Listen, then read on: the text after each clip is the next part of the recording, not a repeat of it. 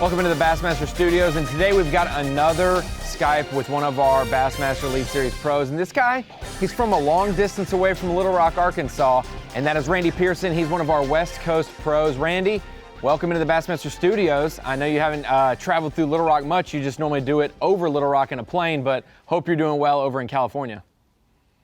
Yeah, I'm doing well, and definitely when I go through Little Rock, it's either on the first event, going out to Florida, or coming back home and trying to get home as quick as I can.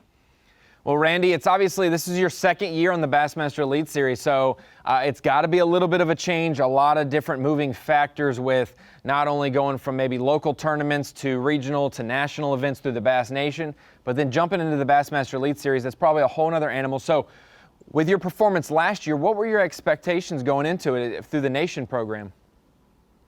You know, as far as, I really wasn't sure what to expect, and when I ended up winning the Bass Nation Championship in November, it was just a quick turnaround before we started back up, and I knew that, you know, had I qualified for the elites, that was something I was going to do from the start.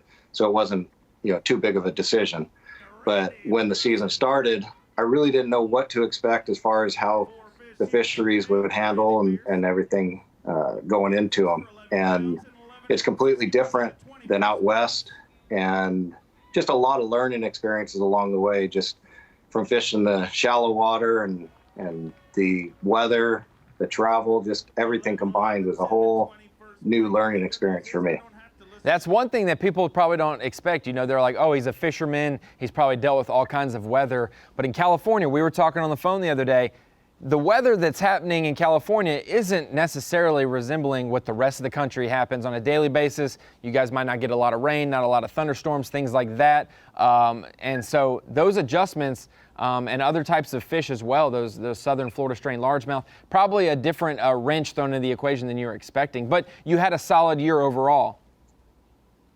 Yeah. I mean, I ended up making a few, I think I made 3 cuts during the year. Had some opportunities, and I learned from those, and definitely just was looking forward to getting this second year going. But the first year, I mean, something people don't take into account for, like for me, once I got my boat and truck, I keep that in Georgia. So after that, each event, I would fly in from California, and I even learned from that experience, because I was flying in, I would leave California pretty much like on a Thursday or a Friday. I would get to the airport in Atlanta, Georgia, and my buddy would pick me up. I'd go back to his house and sleep at his house for 4 or 5 hours, and then hit the road driving to the next event. And my body just really never got accustomed to the time change and everything. So I was kind of behind schedule on every tournament. It was something I didn't realize until pretty much after the year was over with, and a couple events towards the end, I ended up not feeling too well, and just my body never got adjusted. And so this year when we started, I flew into Atlanta 4 days early, and just making sure I'm prepared. So talk to me about that final event, because you were right there towing that line, you know, mid to low 50s, maybe 60th place in points going into the final event. So it was a good opportunity to possibly jump into that top 50, fish the AOI championship at Lake St. Clair. But talk to me what happened at Tenkiller, because if people didn't know, we were supposed to see you on Bassmaster Live on day one, and that didn't end up working out because you had some unexpected issues. Yeah, that Tenkiller event was probably the most disappointing tournament I've ever had fishing, you know, from when I was 14 years old all the way until now. I mean, I was truly heartbroken. The event kind of set up, the lake it reminded me of a lake, New Maloney's, right near my house, that it set up real similar to that. And my practice went really well. The fish were changing. The water was falling, I don't know, a foot to a foot and a half each day. And I was able to stay with them during practice. So I felt really confident going into the event. And I remember leaving the lake the last day of practice, just going back to, I was staying at a little lodge over at the state park. And when I left, Zona called me, and because I was going to have Bass Live in the boat with me on the first day, and I felt good, and told Zona that I had good practice and I was looking forward to it. And then got back to the lodge I was staying at, and just cooking dinner with just myself, and getting my rods ready. Well, about, I don't know, 9 o'clock, I was trying to eat dinner real quick and go to bed, but I wasn't feeling right. And I went to bed. I didn't eat much, but I was trying to stay hydrated because the weather was so hot. And probably, I don't know, 10:30, 11 o'clock, it hit me. I ended up getting food poisoning and was in pretty bad shape. Well, it's not the way you want to end your rookie year on the Bassmaster Elite Series, but you learned a lot throughout the year. You were ready for this year, and kicking off the year, a lot of adversity with the scheduling and all of this unexpected virus stuff. So what have you learned coming from California, fishing the East Coast and fishing up north by Canada, all those different waterways? What have you learned about yourself and your abilities? Because a lot of these, if not all of those fisheries, are brand new to you because of where you live. Yeah, they're definitely brand new and they're way different. But the fish, I mean, as far as the baits and lures and everything, they all eat the same thing. I mean, out here, out west, my confidence bait, I take them back there and they eat them back there just fine.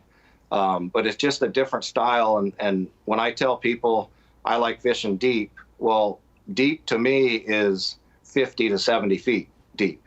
And deep to someone on the East Coast is 15 to 20. So that was one big adjustment. But then just the different styles of with the rivers and then the smallmouth and largemouth. And we fished a couple of spotted bass fisheries, and those set up real similar to California.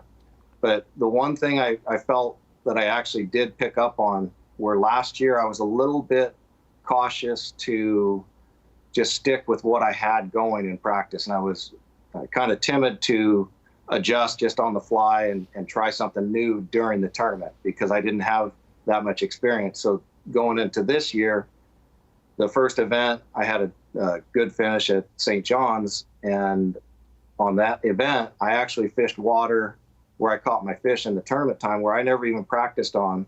And I think I weighed 9 fish during the event. I think I had 4 the first day and I had a limit the second day.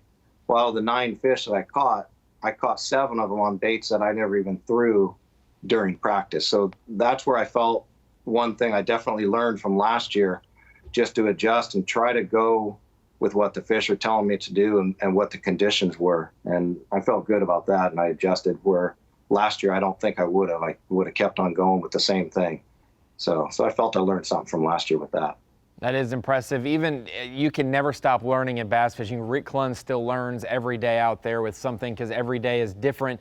So for you, though, making that jump from the Bass Nation is such an awesome program for every single state, every single, bass club, divisionals, regionals, and then nationals.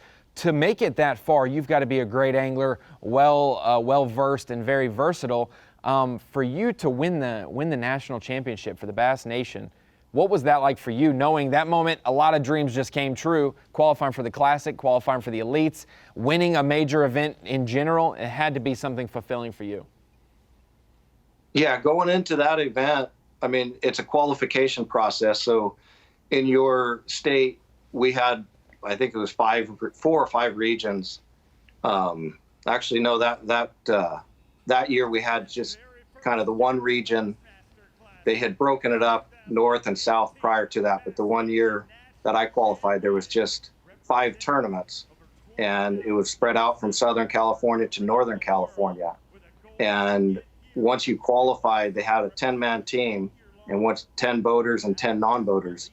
So once you went to the regional finals, if you were the top guy from that regional finals from your state, and there was on the Western Division, there's 11 total states that fish that event. So they send a total of 11 boaters and 11 non-boaters to the national. So I was first from California on the regional final. So then I went to Lake Pickwick for the national championship. And just fishing that event, it was a 3-day event to where the first 2 days, everyone fished. And then the last day, I think it was the top 10. And then if there was not someone from each region, they ended up fishing. And then the champion from the non-boater side, he fished the last day as well. And everyone fished by themselves on the last day. So the first day of that event, I weighed a little over 20 pounds, and I think I was sitting in 3rd. And then the second day I came in with just under 20 pounds, and I jumped into the lead with a 4-pound lead. So I went into the final day knowing that, because the weights behind me, I think second place was 4 pounds, and I think third place was about 8 pounds behind. So I figured if I could catch a limit, I knew that I would qualify for the Bassmaster Classic, because just the way the fishing was, it was a pretty tough situation. And the third day was cold front. It was about 27 degrees, crystal clear, ice on the rod guides and everything. So it was definitely not your perfect fishing conditions, which that kind of played into my hand with the way I was fishing. But everything, when I caught my limit that day, I was by myself, and it was probably around noon or whatever, and I knew I was going to qualify for the Bassmaster Classic, and I still wasn't thinking about winning the event. I was just trying to catch one fish at a time, and once I caught my limit, I was trying to get rid of my smallest one, and just everything worked out. And I caught late in the day, I ended up catching like a 4-pounder and a 3.5-pounder that put me over the edge, and that's when I thought, I actually had a shot at winning it, and turned out I did. Well, for you, Randy, there's probably some people. Have you had any kind of advice given to you from other nation winners like a Caleb Summerall in the Bassmaster Elite Series, a Brandon Polinick? A lot of these guys have their roots from the nation. We know Mike Iaconelli has won the Classic, and he's been a nation champion as well. So has there been any outreach there? And then also, second part of that question, you reaching out to a guy like Cody Holland, who just won as well and is experiencing what you did last year. Right. No, as soon as I won, I of course knew Caleb Summerall, who he was and everything, because when a Bass Nation guy qualifies and moves up to the elites, you always tend to support him and root for him and everything. It's just, you want to root for the regular guy that you can relate to. So I contacted Caleb and got some advice, and definitely helped me out going forward. And then this year at the national championship, I ended up talking with Cody. I think it was like maybe the first night before the tournament started. And then after the second day, we were sitting at the launch ramp. We were on one side of each dock. And so we were kind of listening to the weights. And I forget what I had, like 11 or 12 pounds or whatever, which was a good bag on Hartwell for that tournament. And Cody had a good bag. I had a terrible bag the first day. So Cody had a pretty good bag the first day, and he had another decent bag the second day. And we were kind of doing the math next to each other. And we talked for, we were in the water for an hour, and we were like the last couple of boats to weigh in. So we kind of figured that one of us was going to be the odd man out. And so when I was actually the last boat to weigh in, because they weighed you in on the order that you blasted off. Well, I was the first boat the first day, and then the last boat the second day. So I was the last to weigh in. And Cody came up to me and said he was in 10th, and he was worried. He's like, "You're going to knock me out." And I told him, I said, I didn't weigh my two big fish, but I was guessing them at, one about 4 pounds, one about 3. And I knew it would be real close. And I told him, I said, well, it's going to be within 4 ounces, give or take. I said, one of us is going to be on the odd wrong side. And when I went up to the scales, I was looking at the scales, and sure enough, I was 2 ounces out. And so Cody snuck in at 10th place, and I finished 11th, but 2 ounces behind him. And then he turns around and goes from 10th place the last day to win. And only the top 10 fished the last day on that national championship. And then there was a couple other guys that were lower that got in, the non-boater and stuff, but he came from 10th place to win the whole event and qualify. That is an awesome story to share, especially because you guys are both in the same boat, being the nation representative the last 2 years in the elites. So I want to change the subject and segue over to a guy who everyone in bass fishing knows, someone we've been thinking about a lot lately, and that's Aaron Martens. Aaron Martens, a longtime Bassmaster Elite Series pro, went through something the other day with surgeries, had some brain tumors and things that they had to get taken care of, and we see that he's recovering and whatnot. So that's a good sign. For you, as a California guy, was Aaron Martens one of those guys that you not starstruck, but that you competed against and you just knew the aura of he's toting the flag as one of the West Coast guys on the national level? Absolutely. When it comes to Aaron Martens, I mean, I don't know him very well. I got a chance to speak with him last year at the Bassmasters Classic when I qualified for it. So I talked to them at that time a little bit, talked to him. But prior to that, when he came out east, before he started fishing bass back in the late 90s, I mean, Aaron was the guy. In California, I'd have to say if he's not the number one guy coming from California, he's number two. But Aaron was always the most consistent, best angler in California. And there was a tournament. There's a circuit called B.A.S.S, and it's still out here in California, Southern California and stuff. They hold the U.S. Open right now, but back then they had a Southern Pro Circuit and a Northern Pro Circuit, and then they would combine the events. Well, he would come up and fish Lake Don Pedro. Him, and there was John Murray. There was quite a few of the big name guys that went back east, but he would come up, and Don Pedro's 35 minutes from my house, and I thought I knew Don Pedro extremely well, and it was probably 1998, 99, just when I first started fishing pro-ams, and even then, without the internet and social media and stuff, you still knew who Aaron Marten was. I mean, Aaron Martens was, he was the guy. And so I'm fishing a bank, and he came grafting around. He was 100 yards off the bank, and I thought I knew the lake, and it turns out I didn't know nothing. And this is a guy coming from out of town, and he dissected this point, which later found out is like one of the hottest points on the lake in Don Pedro. But he dropped down, and again, I didn't know what he was doing. Turns out he was drop shotting before drop shotting even came out. And he caught one, and I'm going down the bank still, and I look over, and he's got another one. So I told my non-boater, I said, okay, I'm not going to watch this. Let's go. So he ended up, just smashing them, and he was in the top 10, and I was able to get a check too, but nothing. I wasn't near the top 10. And then next year we would come up to Don Pedro and finish in the money again in the top 10. I think he set the all-time record for B.A.S. Pro-Am tournaments with, I just looked at this the other day, like 18 or 19 top 20 consecutive finishes. And this is before he went back east. So he continued to roll from here all the way back out east. That's so impressive. That's a cool little story for a guy who's now accomplishing his dreams like you are in the Bassmaster Elite Series to have those memories of the local trails against some well-known pros. Randy, before we end this deal, what would you give advice-wise to any of those West Coast anglers? Obviously, Bassmaster's been to the West Coast numerous times, and not since 2015, though. But for guys wanting to do this, wanting to become a Bassmaster Elite Series pro, is the Nation the best path for them, or is picking up and moving to the East Coast something they should do to do it? But what is your advice for the young kids there that want to pursue the Bassmaster Elite Series?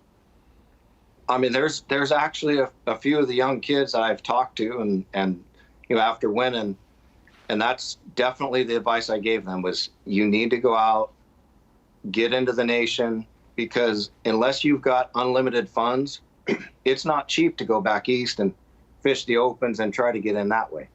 But you're able to do that, fish in the Nation. You can qualify for here, and then get to your regional finals, and then you can hopefully get to the national championship. And each step, just take it one step at a time. And start with your first regional tournaments, and then qualify for the regional finals, and get yourself a checklist and check off each step as you go.